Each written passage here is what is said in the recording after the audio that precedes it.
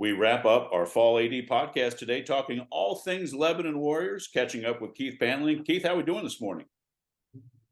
We're doing great. Hot off King's victory in football, and a lot of good vibes around campus. So it's great stuff. Great stuff going on at Lebanon High School. We're going to start this morning talking girls volleyball. Actually, a busy week as they get ready for tournament time. The two ECC matches. They host Turpin on Tuesday, and then host Winton Woods, and then a non-league CHCA on Saturday. So 3 matches, and then getting ready for tournament time. Yep, hoping for a strong finish. They get a rematch Tuesday night with Turpin. They lost to them on the road earlier in the year, so looking for a little revenge there on senior night. So we'll celebrate our seniors on Tuesday night. And then obviously that playoff draw occurred yesterday on Sunday, so they'll open up on Wednesday the 18th. Out at Centerville. We go north for the sectional tournament. So we'll go north. We'll play Springfield. Warriors earn the 3 seed, take on Springfield on the 18th, and the winner will take on Miamisburg, who's the 18 seed. So, pretty typical for us to get a top 3 seed in that north end of the Division I bracket, and see if we can't push our way into a district semifinal, district final type environment, and that's typically where we're at. So draw seemed good. Our coaches seemed happy with it, and we got a lot of volleyball coming up.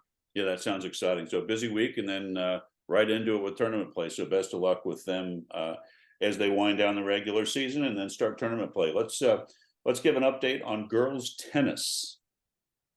Yeah, they had a great showing out at Centerville at sectionals. Several moved into the 3rd round of that tournament. Last week, I was excited to get out there and watch them. I know Caitlin Ross and Kennedy Jouk, coach is really proud of them in first doubles, and just a lot of good activity, making a name for themselves, and so many of them coming back. But shout out to Eden Chin, who's a senior. She had a great career, and just love the trajectory of the program. So they packed it in for the season, but the future's bright. Yeah, that's really exciting because as we talked on our shows this fall, how they got better each week, and the program is on the upswing, and that's very exciting. So let's switch. Sarah Marshall had a great showing as well. We're really excited about her future. I know she's working really hard at it. Yeah, it's fantastic stuff, Keith. Switching to the pitch, let's start with girls soccer. They wrap up their regular season on Tuesday, traveling to ECC rival Winton Woods, and then tournament time is here. Tournament time's here. Monday the 16th, they'll head to Lakota East. The winner of that will take on the 4 seed Mason. So an uphill battle, but going to get back to 500 here, hopefully, taking on Winton Woods this week. If we can take care of business there, get back to 500, I think they're playing their best soccer right now and have a shot there to take on those 2 GMC teams early in the tournament and see where the chips fall. But a great group of seniors and very talented underclassmen classes, and coach will have them ready to go there in the postseason, kickstarting a week from today. Perfect. Best of luck to them. On the boys' side, they wrap up their regular season on Thursday. Another ECC match against they're hosting Winton Woods on Thursday at 7:00, and then tournament play. Yeah, and they had a great win Saturday over Miamisburg, a 4-0 win. Continue to be impressive on the back end, and then starting to put more and more goals in the net, which will definitely help. Matters when you're trying to win soccer games. So their draw, hosting, I think I heard it was for the 3rd straight year, earned an 8 seed, and will host Wayne here a week from tomorrow on Tuesday the 17th. Winner of that would take on the winner of Fairmont and Tecumseh.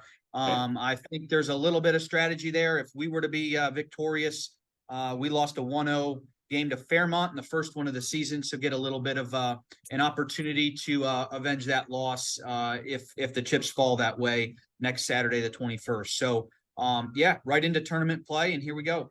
Yeah, best of luck to both boys and girls soccer team.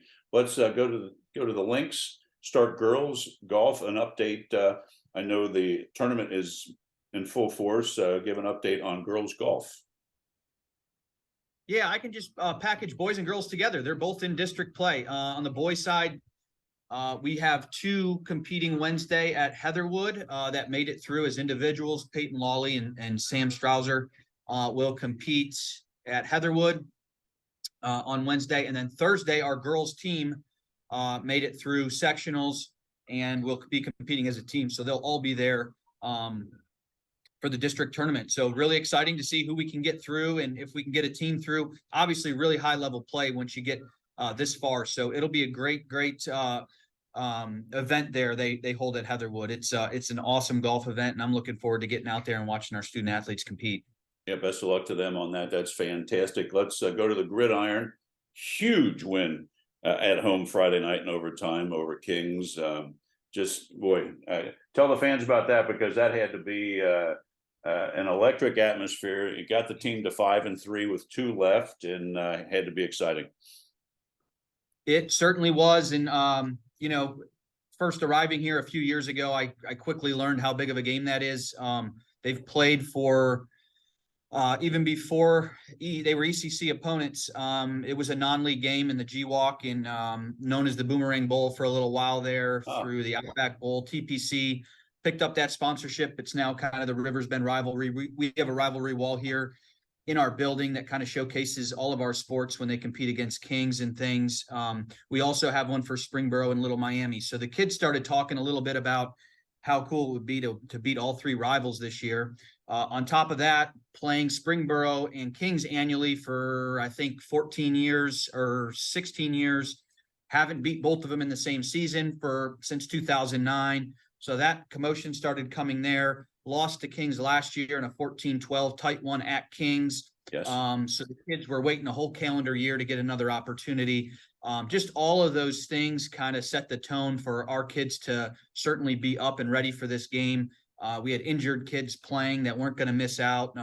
You name it, man. All those things kind of just went into that opportunity for our kids to come out victorious Friday night. And wasn't the prettiest game in the world. There was a lot of blunders on both sides, I think. But at the end of the day, went into overtime, a very entertaining game, and our kids pulled it out. And just to see the elation that they had from everybody, parents, cheer, student section, band, all of it was a great night for Lebanon. Yeah, it's fantastic. This week they travel to Walnut Hills, another ECC match, and then wrap up hosting always tough Winton Woods week 10 at home. So best of luck to the football team.